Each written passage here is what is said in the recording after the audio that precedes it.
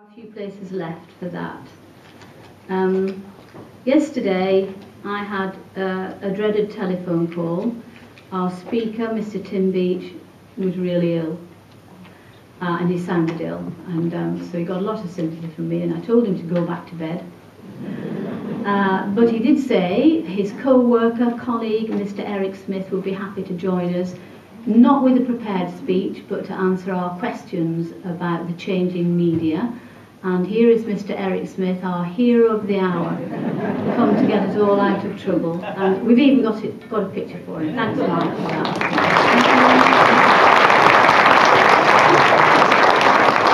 Thank you. Good morning, everybody. Good morning. I'm so glad I wore a different shirt. Didn't know you got that.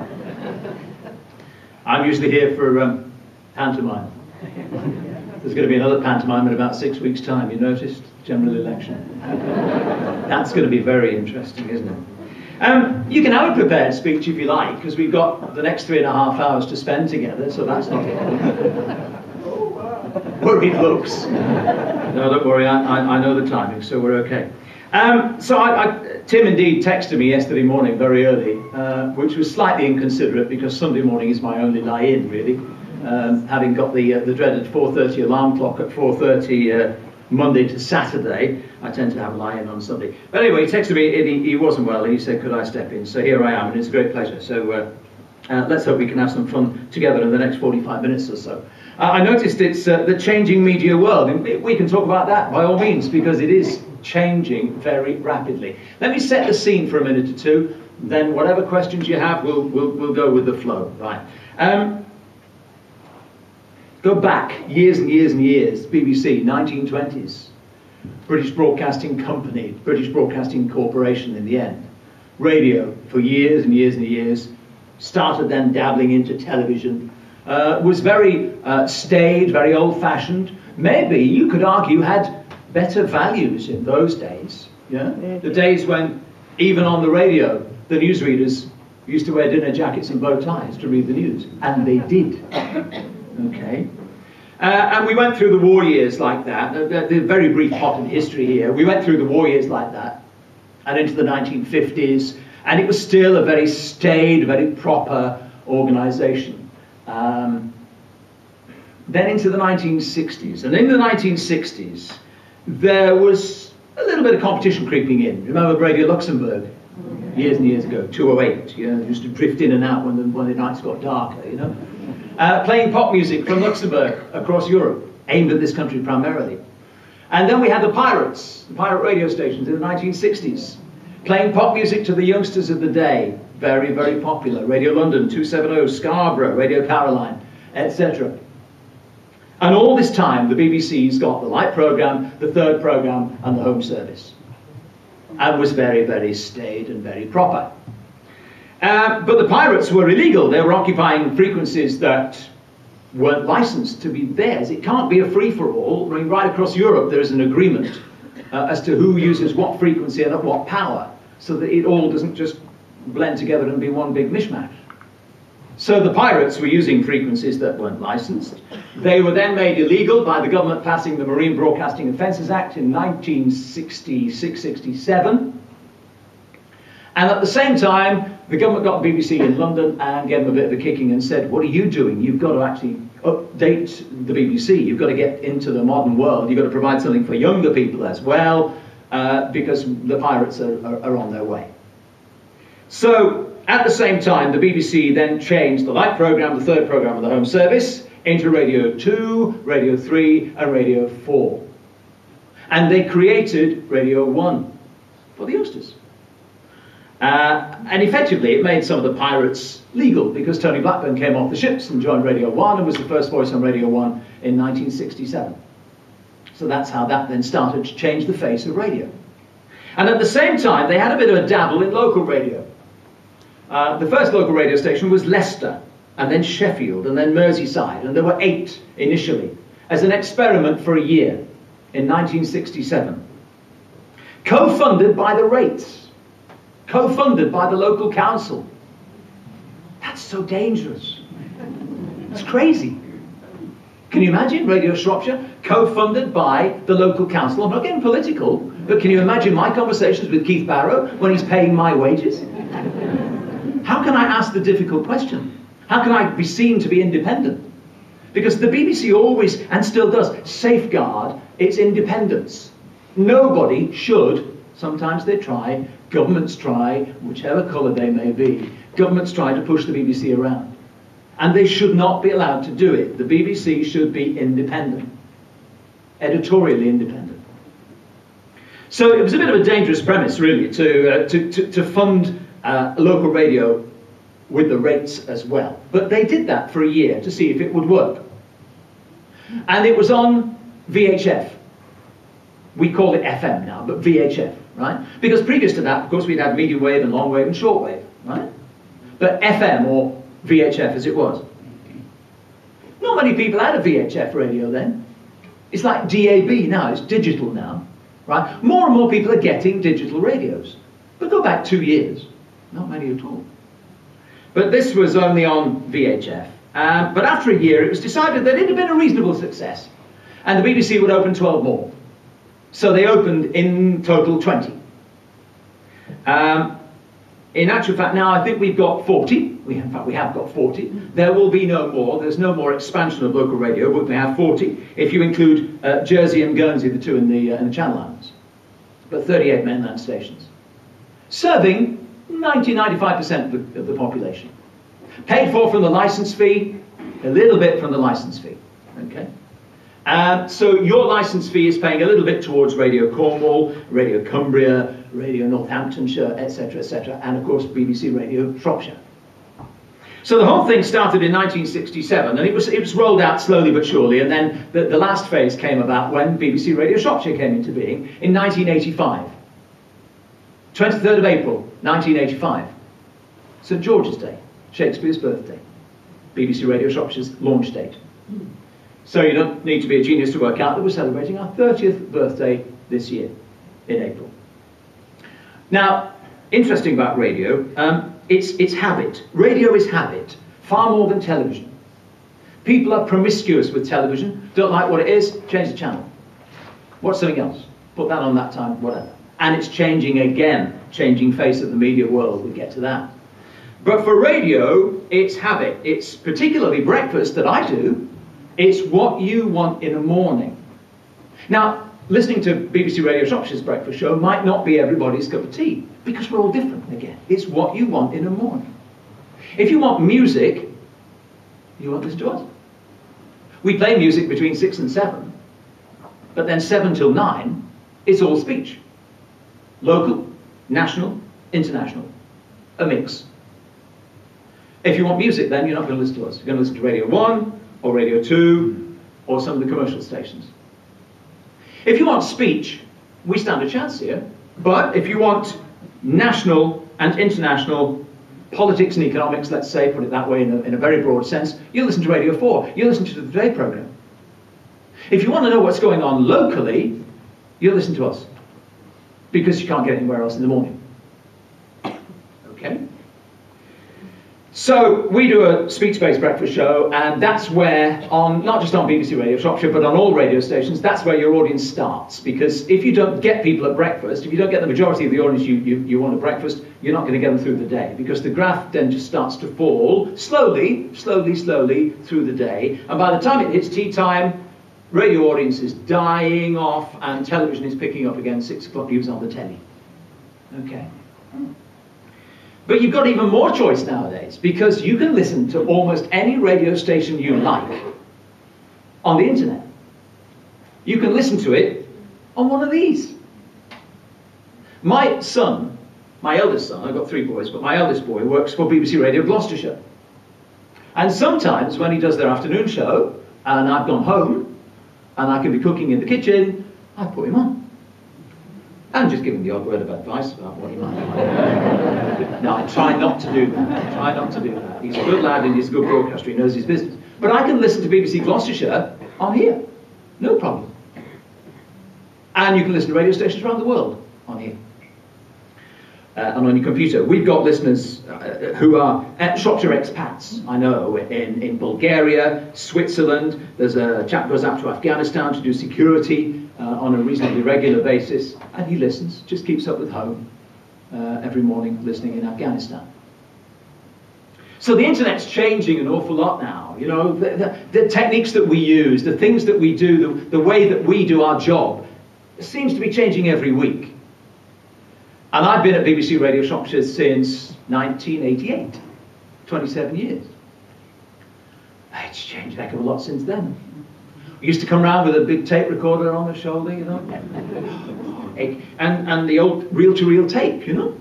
And we used to edit tape with a razor blade, sticking it together. And in my original days at BBC Sheffield, I used to do some technical stuff on our sports programme on a Saturday.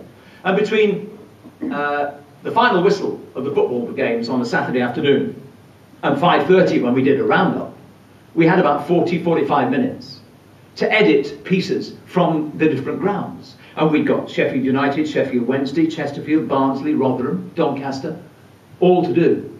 So we'd be editing like fury with brand new razor blades. And trust me, if it's a sharp one, you don't feel it. You just see it. Blood all over. So we used to edit like that, right? Do you remember the Watergate business? The Watergate Scandal? And whether the tapes were edited?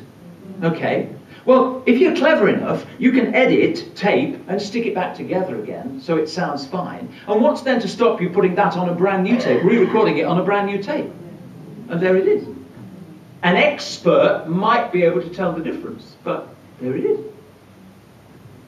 So what we used to do is, you'd cut the odd 2 sentences out and it'd be on a piece of tape this long, and you'd hang it over your shoulders, around your neck, till you join the other 2 together to make sure it sounded right. And if it didn't sound right, take it apart again, put it back and have another go. We don't have to do that now, we do it all on computer. Right? I can do a broadcast interview, again, on one of these. Broadcast quality on one of these. I can film on this to send to Midlands Today.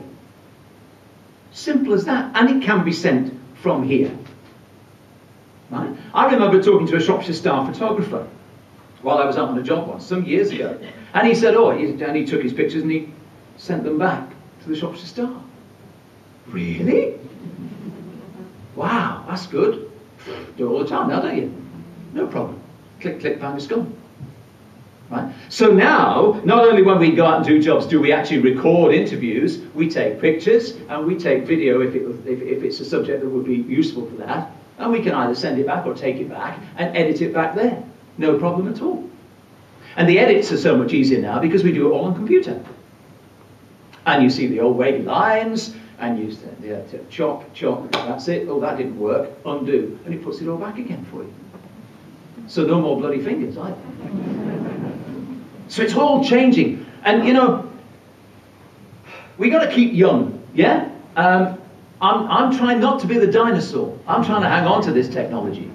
You know, when I go home, the computer won't work, and I say to one of the lads, one of my youngest boy, in fact my youngest boy is duty manager here today, he's still living at our house, anybody want? And I say to him, Dad, can you sort out this has gone wrong? You get the long sigh of, you don't understand, do you? I could run rings around him at work, but somehow I get a bit of a block at home, but there you go. So it is changing. The way you consume media is changing. Because you now can choose what TV programmes to watch when you want to watch them. You can make your own schedule up if you like. Doesn't matter. You don't have to watch live television anymore. You can watch BBC iPlayer, ITV Player, Channel 4.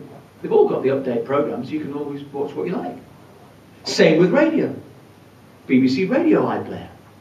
You can listen to what you like, when it's convenient for you. Okay? But the one interesting thing is this. Our breakfast figures at BBC Shropshire haven't dropped. Our audience figures for the radio station haven't dropped. This is for live radio listening. How do we know? Well, it's done independently, right? Didn't used to be. ITV and BBC used to have their own separate audience research departments. And of course, theirs was better than theirs, and in some cases, it depends who's doing the asking, isn't it? So they eventually got heads knocked together. And there is a separate independent organisation that does the audience figures for both radio and television. So we can be fairly sure that they're reasonably accurate. You look at trends, really. You don't look at individual, just trends, see how it's going. And over the past, well, Tim Beech, who would have been here with you today, who is the editor of BBC Shropshire, has been there, I think, about 6 years. And in his time there, they have not fallen. We are still doing very well. Because there's something about somebody talking to you live, isn't there? And for a lot of people, it's company. For a lot of people, you're not on your own. We get that so many times. So many people are really nice and delightful and say, oh, you keep me company in the morning. They're not on their own anymore. Because I'm just there, sitting there wittering on with Claire, or whatever. Live radio can be dangerous. Got to be careful what you say. I wish more people would realise that on social media sites, Facebook, Twitter. You can libel somebody on Twitter, on Facebook, just as you can on the radio. There's libel and slander. Slander is the spoken word, libel is the written word. Except libel also applies to broadcasting because it's deemed to be more permanent. So we've got to be very careful what we say. We've got to be very careful what we let other people say. We've got to be careful what we put on our social network site, on our Facebook site, on our BBC News Online page. Very, very careful that you don't libel somebody, inflame a situation that shouldn't. There's been an interesting situation over the weekend in Telford. I don't know whether you saw the story this morning, you heard the story this morning of there was a man in Telford in Southwater who jumped on Saturday from the roof of a building. And we generally don't report things like that as it's going along, because it's just, we keep away from that. But it happened, he jumped and sadly he died, and we have reported it. And then we had somebody on this morning who said that she saw somebody there, she saw more than one person there, filming things with their mobile phone. That's the changing face of the media world, isn't it? What are they going to do with that? Put it on YouTube? No. And people shouting jump and being so totally irresponsible, So we've got to handle that with such sensitivity. We've got to be really, really careful. Comic Relief the other night, all of the phone lines for Comic Relief and Children in Need and things like that, they are routed through, initially, the BT Communications Centre at Gabowen, at Oswestry, near Park Hall. It's a big communication centre there. I've been in there and had a look. It's like Fort Knox getting in. Quite rightly so. But you go downstairs and in there's a huge room and big, big screens, right? And they've got the telly on, and they've got Twitter feed, and they've got Facebook and everything else. And you talk to them and you say, well, what? They say, we will know what's happening before you do. Before we do in the media, generally. We know it because of Twitter, because of Facebook. We know things, hang on, what's that? And we know something's happening, because then there starts to be a lot more traffic. And they then, because of their role, they can route phone lines and they can route clear paths for general traffic, for instance. 9/11, tragic 9/11. They know all about it. They know what's going on because they can see phone lines start to buzz. It's off, and off it goes. On a lighter note, they said, when was it Take That, I think, reformed, remember? One of those boy bands, Take That reformed. God, I do sound old now, I'm not stop doing that. When Take That reformed, the tickets went on sale at 9 o'clock one morning. And they'd taken a screenshot of the computer, which shows the traffic, the telephone traffic around the country. And the screenshot is complete blood red. Because everybody just dived in, the whole thing.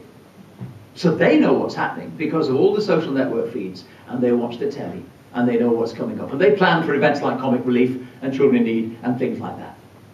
Okay? But the job we've got to do in the media, and I speak primarily, of course, and particularly for the BBC, we've got to be responsible in our reporting of things. We do sometimes get it wrong. I think perhaps to be perfectly honest, the BBC's apologised too much in the past, rather than saying, no, go away. When pressure has been put on them by politicians, for instance, right? The BBC should at sometimes, it's not wrong to apologise, it's quite right to apologise, but they should sometimes stand up and say, no, we were right because we've done it right down the middle. And if, as we're so careful with the election, you know, it's just unbelievably careful, you would not believe the amount of documentation we have to do for this election, for any election. Yeah, it's quite right, to show balance. There are those who say the BBC's full Arabian lefties. The BBC's right-wing this and left-wing that. Well, okay, if we steer a middle course, we're okay. But we've got to balance all the interviews we do just as soon as that, what they call a pending period, and it's coming up in the next couple of weeks, begins. And we've got to document to the second the amount of time that we have interviewed politicians to make sure that we get a balance. That's what it is. When we do debates, you know this hoo-ha about the debates on the telly, right? It's all about balance. It's all about the BBC not showing fear nor favour and doing it straight down the middle. And for those who think that, you know, we are biased, we're not at all. Occasionally, we've had one local politician who shall remain nameless, who has a bit of a go and says, well, we're always having a go at, and we never compliment, you know. Yes, we do. Yes, we do. Because if we were particularly keen to have a go at one side over another, well, if I started that game, I'd be brought to book by my peers at BBC Shropshire for a start. There's a lot of editorial scrutiny goes on. And more so as we get to an election like this. So the media is changing. It's digital, it's quicker. You can consume it in a different way. There are any number of websites that you can get your information from. What we must stop doing is speculate. I hate it when we speculate. We don't know anything, so let's talk about what might happen. What? There's other ways of doing that. Let's interview each other about what we think might happen in the next week. No. Let's report the news when it happens. And if it hasn't happened, move on to something else. Okay? We can't sanitize the world. It's a cruel world we live in at times. We've got to tell it like it is. But not graphically to the extent that we show footage that would be destroying and upsetting. Do you know what I mean? So it's a big, big balance. What you show in the 6 o'clock news may be a little bit different to what you show in the 10 o'clock news that night. Because after the watershed, maybe it's a little bit later. What then you show in Newsnight at 10:30, you know? And all funded from the licence fee. That's an interesting question. How long's that lot left? Who knows? It will change. It's got to change. BBC spends a lot of money. A lot of money. Colossal amount of money. But television is very, very expensive. Radio less expensive. An individual local radio station, minuscule. But there are 40 of us. So whatever we cost, multiply by 40. That's the true cost of local radio. It's a lot of money. Yeah? If you put one journalist, one extra journalist, in a local radio station, to be fair, you've got to put 40 in, haven't you? That's 40 jobs. Well, say goodbye to £1 million. You know? Rough figures, I think, round about. With on costs and everything else. So we do tend to run around a bit to cover this patch of Shropshire, which is big. Still, I think, the largest inland county. We're getting a new satellite vehicle very soon. Don't worry, it's not 40 foot long and things like that. It's a little van with a dish on top. And so long as it can see the sky, we should be all right. Okay? At the moment, we've got a very aging radio car. It's about 12 years old with a rising mast. And in some places, it's a bit hissy and this, that, and the other. But with a bit of luck, this satellite thing can see the sky and we should be okay. So things are changing so quickly for us inside the media, and the way you consume it is changing too. Far more flexible than it ever was. Where it's going, who knows? DAB, digital radio, is taking off. It's okay, it tends to drop out every so often. I've got one on my car, and driving around Shrewsbury sometimes, it drops and misses and spits, and just always at the moment when you want to know, isn't it? You know, so tell me what it was like when. And it goes, well, that was an interesting one because... And then 150 yards down the road, you missed the story. Well, you can get on iPlayer, can't you? See? Back to iPlayer again. So it's a fascinating business. It's a great business to be in. It's brilliant. I've loved every minute of it. How much longer I do it remains to be seen. Because the alarm clock goes off at 4:30, and it's getting harder. 4:30 in the morning is getting harder. It'll be getting a bit better soon because we're getting into spring. The clocks move, so the mornings are a bit darker for a while, but the days are getting longer. So spring and summer and the early part of the autumn is fabulous because I can go home, have half a kip, and take the dog for a walk and thoroughly enjoy Lith Hill and places like that. But winter is just a pain in the backside, to be honest.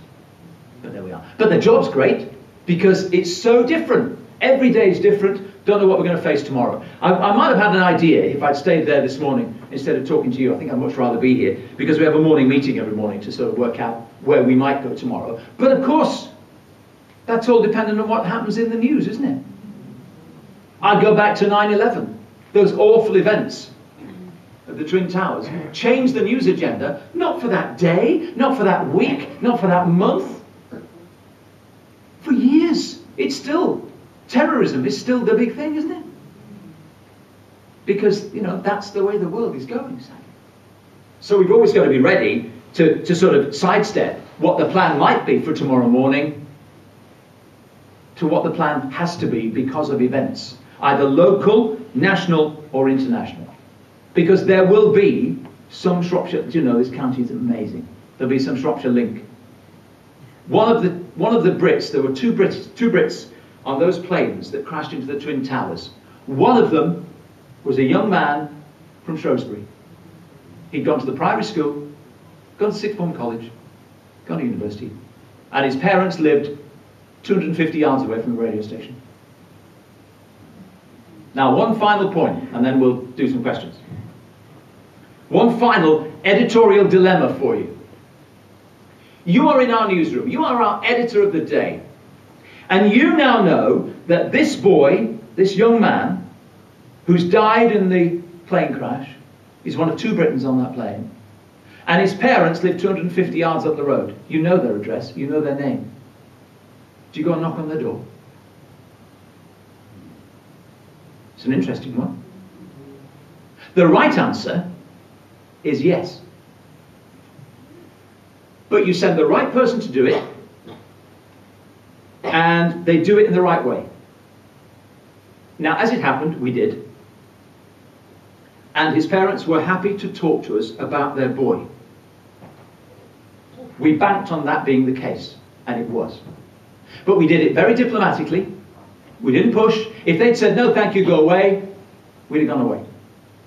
We don't bother them again at every anniversary. You know, that's it. We did it, and they were very kind, and they spoke to us. And that's the way that perhaps a local radio station has its roots in the county. We live in the patch, we know the people. That's the way we do it, perhaps differently to some of the national boys, particularly the newspapers, who would perhaps come in, give you a bit of a kick in, go away, and then pester you for a while, you know, etc. So we do it in a different way. But the media is changing rapidly.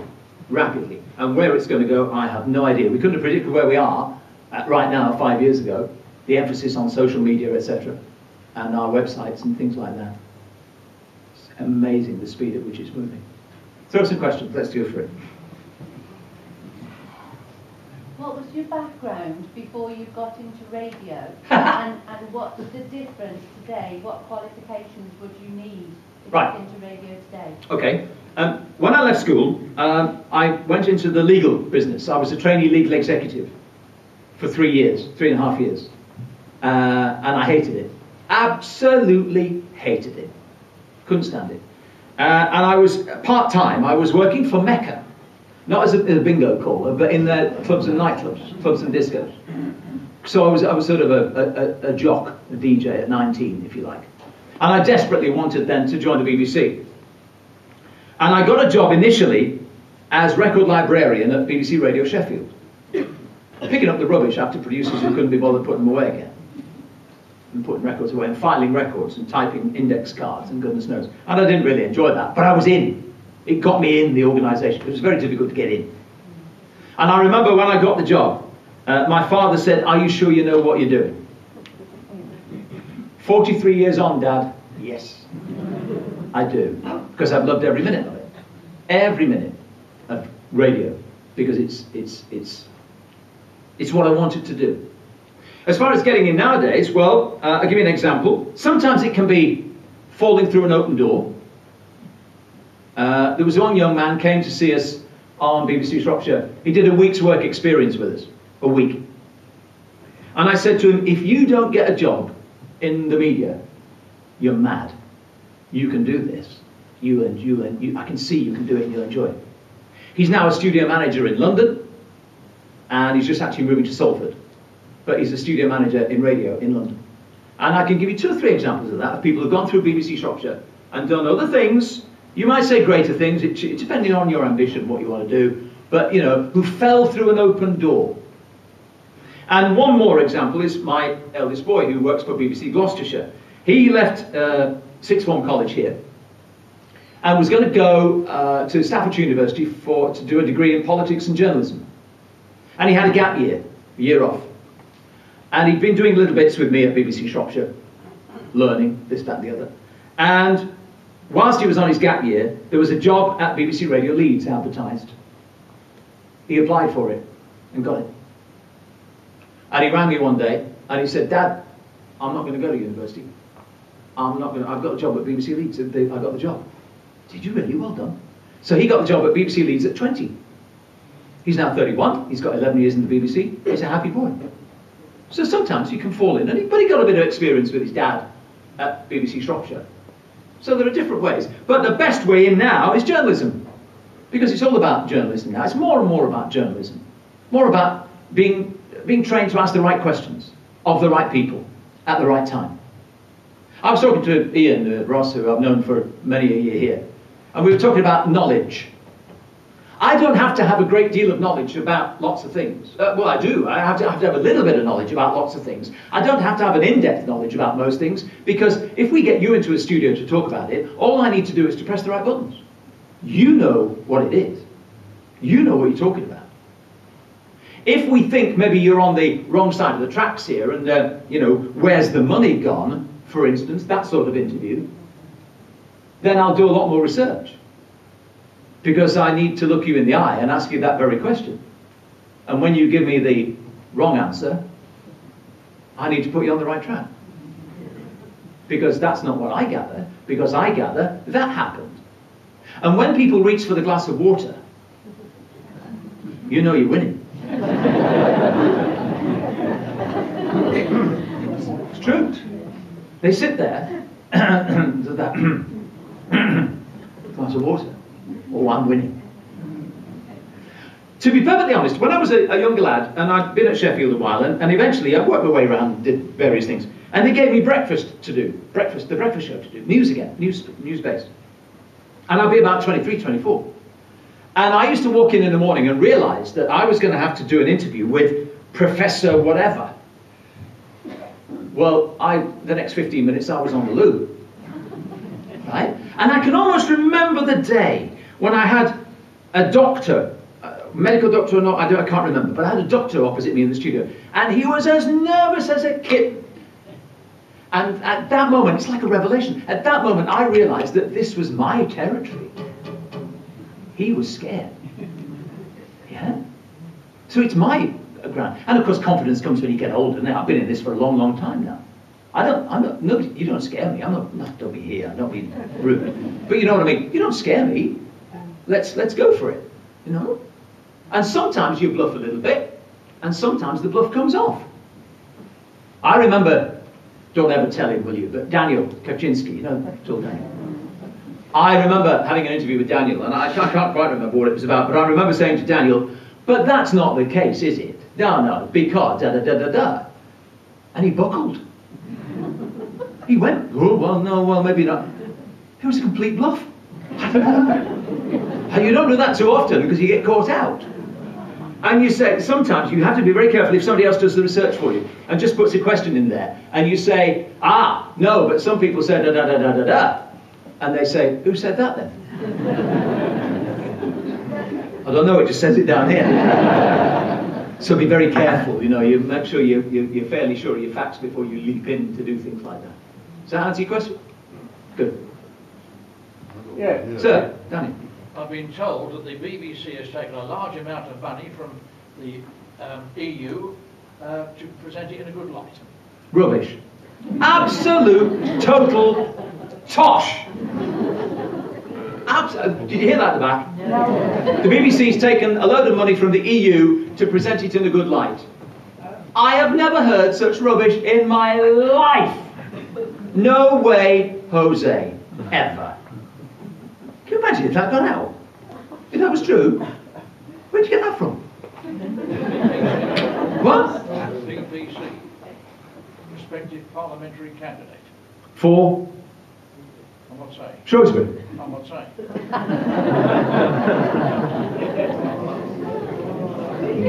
Oh. This'll be good. I've got a series of debates to do in the next few weeks with all the candidates locally. I've got one which is going to be an absolute nightmare. Telford and Wrekin, 10 of them. 10 of them! Right? I'll keep that on the map. That could be useful. It's rubbish. Absolute tosh, wouldn't dare. Thank you, Eric. Mine's a very mundane question, and it's directed as much at the audience as it is at you. I'm rather hard of hearing, and I expect there's a number of people here too. I had absolutely no trouble discerning what newscasters are saying. I can even watch Dazami quite happily. But more and more presenters and actors are speaking so badly, their enunciation is so poor. And what I really want to know is... I'm with you. Doing anything about it? I'm with you. I agree. Is my diction good enough? Yes. Thank you. Because I'm a bit old school. It's talk about diction. I know it's difficult to listen down here, but you're right. It's a bane of me, is my life too. I throw things at the telly sometimes, to be honest. You see, when I was a kid, when I was 12 years old, my head teacher at the time, in fact junior school just before that, used to put me in for drama competitions and things like that. So this is where I used to stand and do poetry recitals and things like that. So your diction's got to be good. And it used to have to be good in the BBC. But with the youth of today, things have changed a bit. But I'm with you, I agree. Diction ain't what it used to be. I got told off for that the other day. I was going to talk about creeping Americanisms and things like that. You know, I hate the word harassment. I hate it because it's harassment. That's British. Do you know what I mean? But we're all creeping Americans. And I actually said, you know, things ain't as good as they used. And somebody gave me a right wigging on the phone. You're talking about ain't? What's ain't? I got going over on the phone on Saturday. I don't know whether you heard me mention it on the radio this morning. I mentioned on Saturday morning the fact that the results of the qualifying in the Grand Prix, right? Outside of the news bulletin, right? You know it's coming in the news, and now here's the sport, and you know it's coming. So I mentioned that Lewis Hamilton had qualified first, and this, that, the other, you see, and then I happened to pick up the phone. There was only 2 of us in on a Saturday morning, so I picked up the phone and said hello, and this chap said, "Can I have a moan about Eric, please?" And I went, "Yeah, go on, it's me, have a moan. Go on, no problem." So he said, "Oh, you've just spoiled my morning, blah, blah, blah, blah, blah, blah, blah. You just mentioned the Grand Prix and this, that, the other." And I said, "I'm really sorry," and I was genuinely sorry. I didn't realise, I didn't mean that, I mean to do that for you. I have to be a bit more careful. I appreciate you can switch the news off because you know it's coming. But I just said it out of the blue. And he wanted to know what it was when he watched it. So that's fine, done. I was telling Debbie, who was on our news desk that morning, after the show, and she said, "Oh, is it this email?" So she showed me an email that had come into the Radio Shropshire email box. And it was somebody else having a go, you see. Except this was... There's nobody here, is it? This was vitriolic. I'd ruined his life, never mind he's dead. I was called an unconscionable ingrate. At the end it said, "You are an unconscionable, you are obviously not a fan of Formula 1. Well, actually I am. You unconscionable ingrate. Look it up when you get home. I did. It didn't ruin my day, but I'm sorry. I didn't do it on purpose. Won't do it again. Right, next. Where are we? Yes, sir. Yes, a hypothetical question. Shall we say for various misdemeanours in the past you had been given the final warning? Let me guess. And then you went and spoke to your boss. What would you expect to happen? Very nicely put. I would expect to be on my bike. Who thinks Jeremy Clarkson should go? Stick your hand up.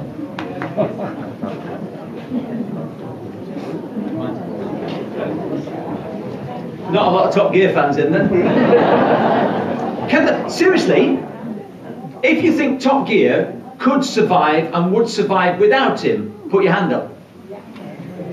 Oh, interesting. Okay, fine. Jolly good. Chris Evans could take over. I've heard that one. A few people have said that. That's right. I understand what you're saying. You see, there again, it's not just because it's BBC. Let me just put that to one side. If it was any other organisation and there were big headlines like that. Big headlines in the newspapers the other day. We had to be very careful on that morning after with Clarkson punched this, Clarkson did that. How do we know? We don't know. I don't know whether he hit it. There are some stories that say the producer went to A&E. So obviously, if that is the case, contact was made. Was it over a hot meal? Did Clarkson rant and rave with 4-letter words in the hotel, as was reported in the papers? I don't know. And there again, it's not sitting on a fence. It's, I don't know. So we can't sit there and say, oh, well, this is terrible. But if he hit him, that's a very interesting question. Because there is the argument, of course, that you can't have one person bigger than the show, the organisation. Oh, well, it's all right for him. It's all right for him. So I take your point. I'd expect to be on the bike. That's personal. Right, carry on. Next. Fire away, yes. Who's the most interesting person you've ever interviewed? Oh, gosh. Right. Do you know, it goes back years and years and years. And I think it's Peter Ustinov. Because there are 3 types of interviewees. One, the person who won't talk to you. But usually personalities, put it that way, are not like this. They're usually all right. Some of them are a bit awkward, as you've seen on the telly before today, with various people. But one is the person who won't talk to you, won't answer, just very monosyllabic, really doesn't want to be there. And you then ask the questions afterwards, who booked them? Why did you decide that they were going to be good? I hate it. Sometimes we get a bit of a brief, you see, in the morning. And sometimes, on the top or the bottom of the running order, the cue sheet, it'll say, this person's very nervous, so may not be... Well, what do you book them for then? I'm on hiding to nothing here. So 3 types of people. One, those who don't really want to be there and don't talk to you. Another one, almost as bad, is those who take a breath and don't stop. And don't even look at you. So they're sitting there and they're talking like that, and you're practically doing this. To get a word in, you have to interrupt, you have to get in there and do it. And the third are the people who will just have that lovely conversation. And I think Peter Ustinov, if I remember rightly, a long time ago, falls into that category because he's a brilliant storyteller. Fantastic storyteller. And all you need to do is push the button and wind him up and he's off. Away he goes.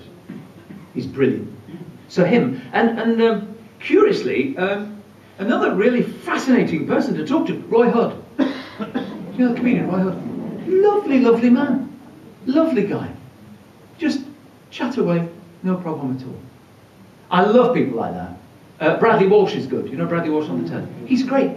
Because they're not there. It's not all star this, star that. They just talk to you. But others can be a bit awkward. And it's a bit difficult. Politicians try and run rings around you. So you just run rings around them again and have another go. And as was very famous with Jeremy Paxman and Michael Howard, you just keep asking the question, except he asked his 57 times. Any more for any more? Yes? And how does the BBC justify some extremely high salaries for senior executives? Right. There's over 100 currently, I understand, are being paid more than the Prime Minister. Yeah. And some of the severance pay being given out. Yeah. That was stopped at that time too. Right. It was absolutely enormous.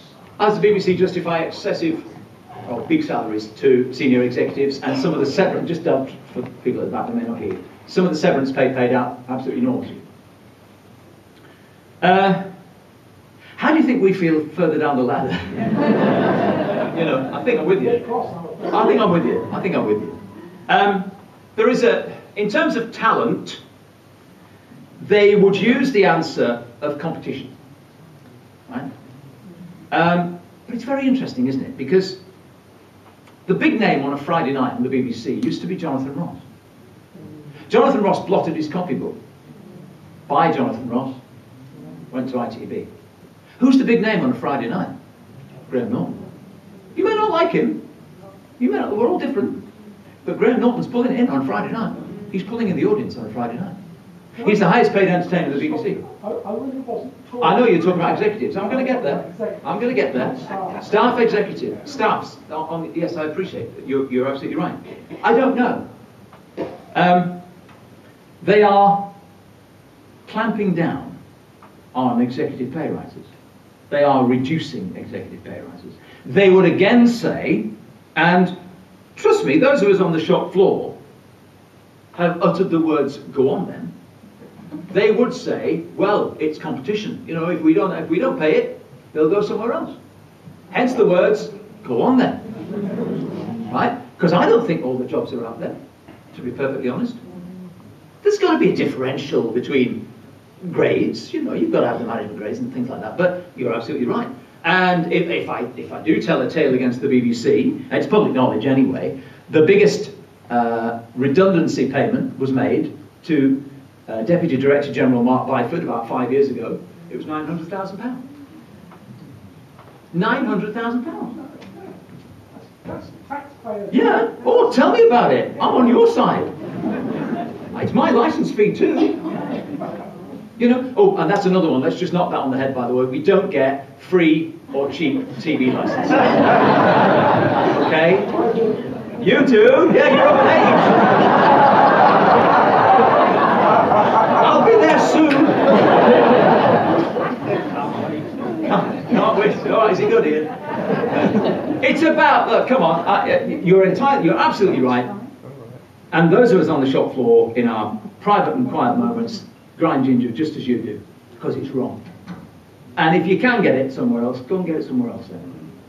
You know, because sometimes, believe me, you've made a hash of it. BBC execs, yeah? But the licence fee is what, £12 a month or thereabouts, yeah? I have to say, and you may or may not disagree with me, you're entitled to, I don't mind, you won't offend me, at £12 a month, £3 a week, it's a bargain. It's an absolute bargain. BBC One, BBC Two, BBC Three, BBC Four, Radio 1, 2, 3, 4, 5, all the websites, CBBC, CBeebies, BBC Radio Shropshire and any number of local radio stations. It's just a bargain. BBC News Channel, BBC Parliament. For £3 a week. It's crazy. Unless if you're of an age. So. But, you know, but we get hammered. We get hammered.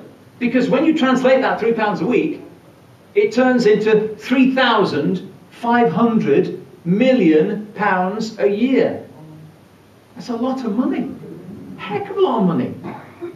3.5 billion a year. And we get hammered. We also get hammered, I have to tell you, by the Murdoch press. Because Murdoch has Sky. And what's the subscription for Sky nowadays? I've got Sky, that's it. It's about £45–50. Per I've got Sky Sports. £45–50 per month. Right? And but that's what's, to be honest, that's what's driving the cost up of everything. Because they're just going in and throwing millions at it. You know, so that's just driving everything up in terms of purchasing power. So with a £3 billion annual income, Yeah. why so many repeats? Because television is so extraordinarily expensive. Unbelievably expensive.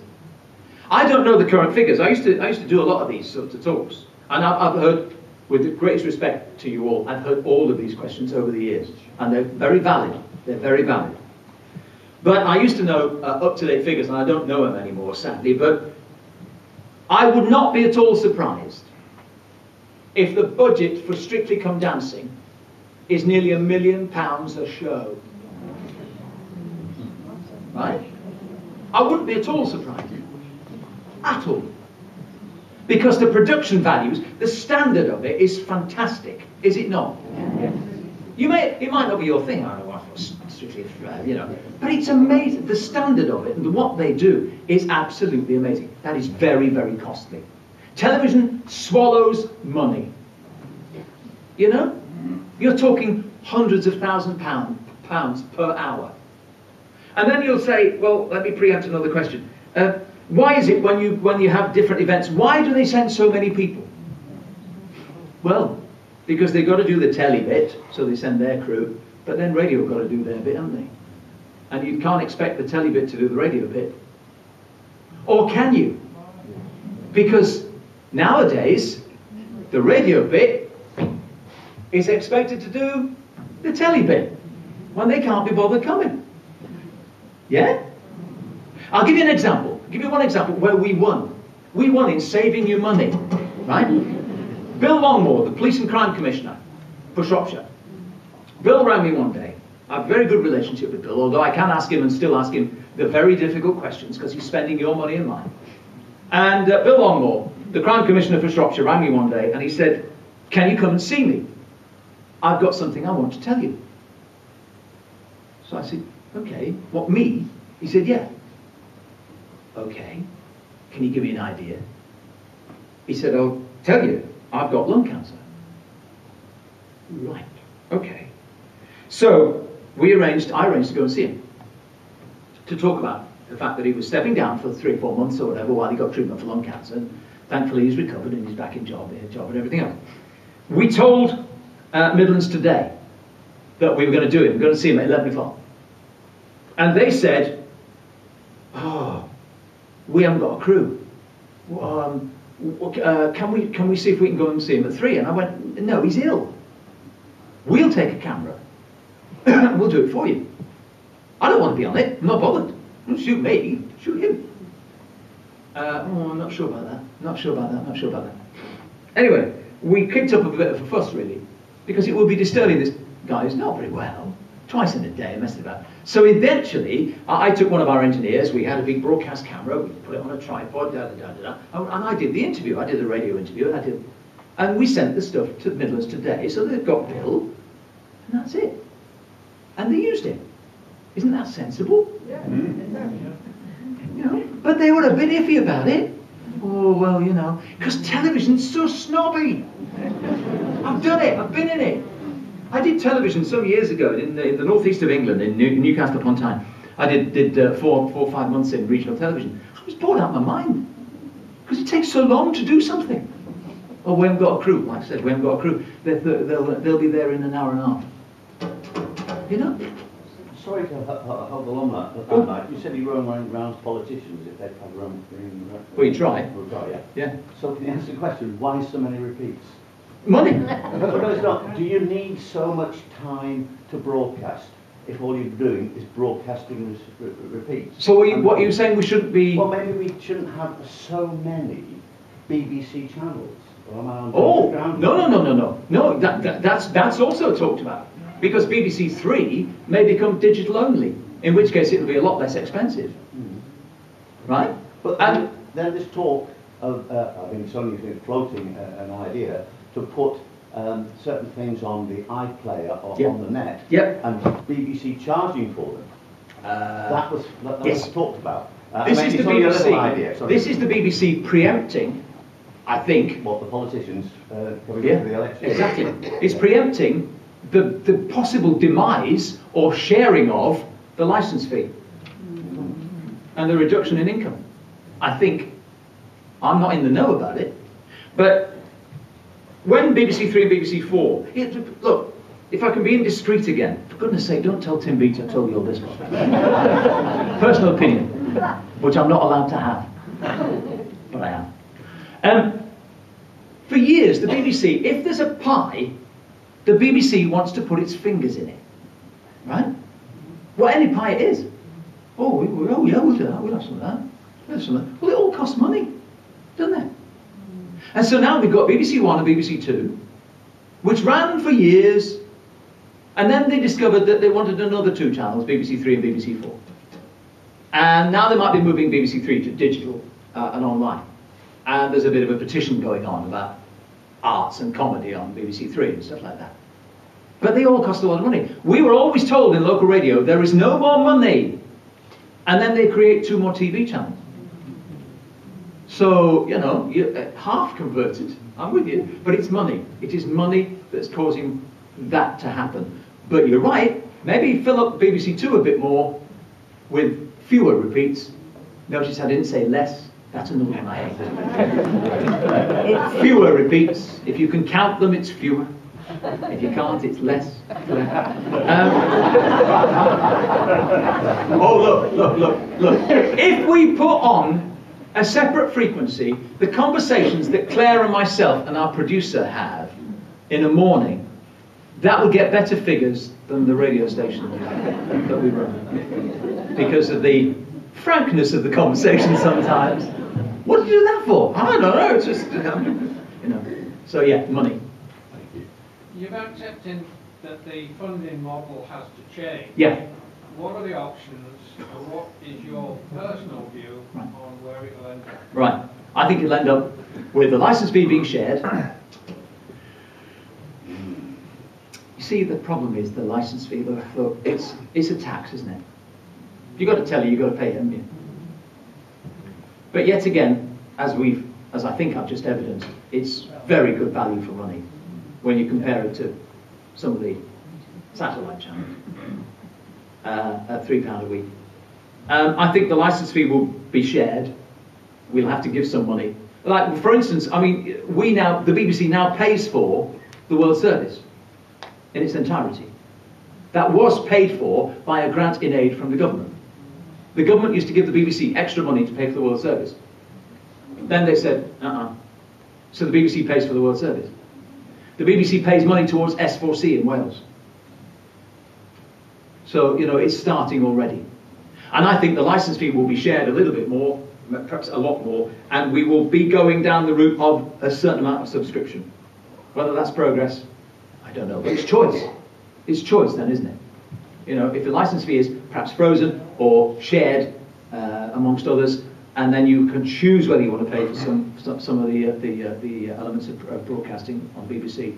That's the choice. Yes.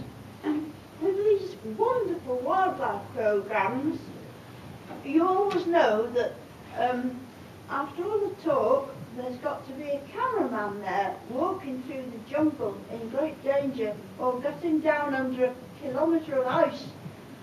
And they're sometimes there for long periods. And you wonder, how on earth can the BBC finance that? Because that must be extortionately expensive. It's television again. It's a lot of money. When you get planes, you call on a plane to come and rescue somebody. Yeah. Yeah. I just absolutely marvel at the cameramen that follow up these wildlife. Right. We're talking, in case you didn't get it at the back, wildlife programmes and things like that on the telly. They're there for a long, long time, stalking the seals and things like that, and then sometimes having to be rescued from out-of-the-way places. It's a lot of money. But aren't the programmes brilliant? Oh, yes. You know? If you've got high-definition television.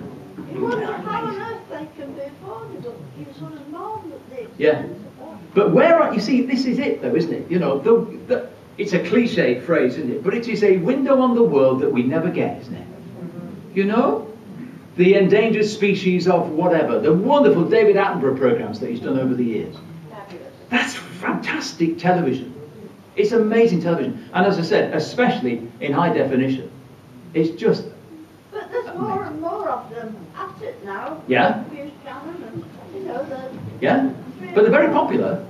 It's not just David Attenborough. No, it isn't. It's not just Attenborough, but they're very popular. But again, it's the nature of television. They're very expensive. You haven't mentioned the fact that films like that, the wildlife films, are actually sold to other countries. Oh, indeed they are. So a lot of That's a very good question, a very good point. Can I just ask one more question as well? You've mentioned ratings several times. How do they know how many people are watching a particular programme? Right, okay. Am I being given the mic? That's me, good night. No, two ways, very briefly. One, the overnight figures, which are not as accurate, and then the figures done about a week later. The overnight figures are done by the fact that a number of households around the country, a few hundred households around the country, and it's all done statistically and accurately in that respect, have got boxes, television boxes affixed to their TVs, so they know what it's tuned to. What they don't know is whether anybody's watching it. But they know that last night any number of these boxes were tuned to EastEnders or the wildlife programme or whatever. So they get the overnight figures and they can tell who won between X Factor and Strictly or whatever. There's a third way of doing it, I'll tell you that in a second. Right, second way, audience research. Knocking on doors. Could you fill in, tell me what you saw last week, da da da da da. That's done about a week later, within a week. And that's the same sort of way that we get our figures too. And the third way, which is probably more accurate than any other, are the electricity generating companies, who can tell how many people put their kettle on in the break, in the middle of Coronation Street or at the end of it, and they know who was listening, who was watching. That's an incredible barometer, and trust me, it is. The power surge that goes after Strictly or X Factor. And they can tell you, they know exactly what, they put extra power online, ready for it, just in case. Is that it? My time has come! Thank you.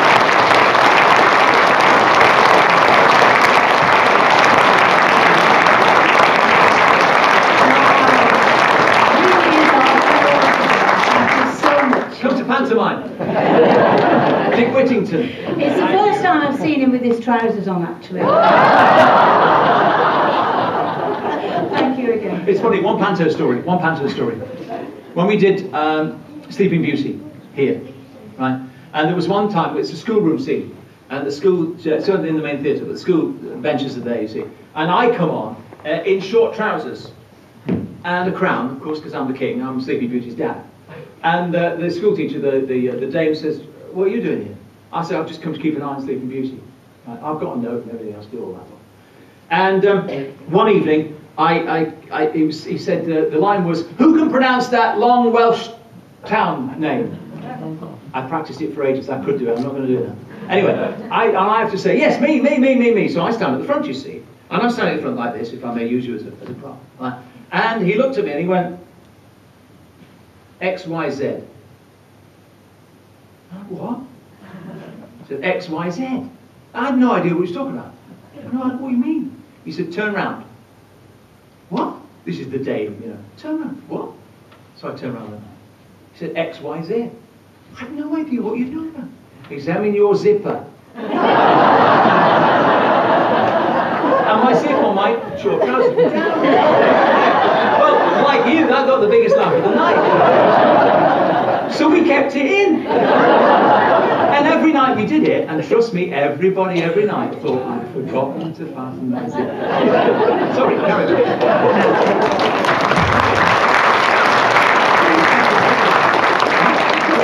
It probably did it, actually. Probably, yeah. Sabotage. Yeah.